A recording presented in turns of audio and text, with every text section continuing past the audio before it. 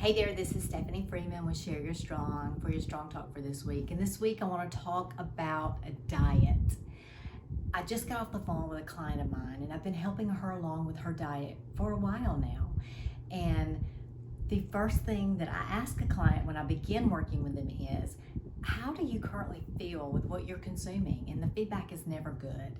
But this client has reached a few months in and I asked her that same question. How do you currently feel with the foods that you're consuming? And it was completely different from when I first started working with her.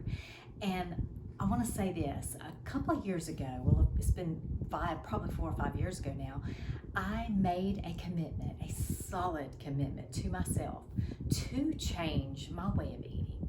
And it took me a long time to understand that the food that I was eating, the drinks that I was drinking, whatever I was putting into my body was contributing so strongly to the fatigue I was feeling, to the anxiety, the depression, the fog in my mind. And I made a solid commitment to myself to take the first step in eliminating certain foods out of my diet.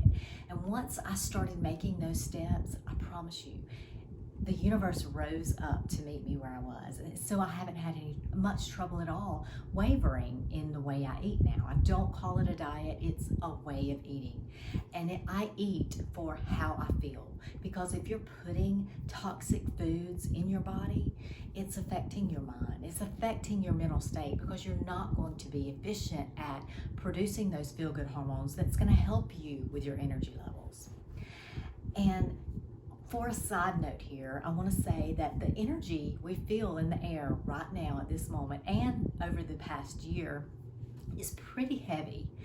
And it is my belief that life is asking us all to lighten up through this energy so we will flow better through the changes that are happening. And what I mean by lighten up is lighten up your load, your hate, your resentment.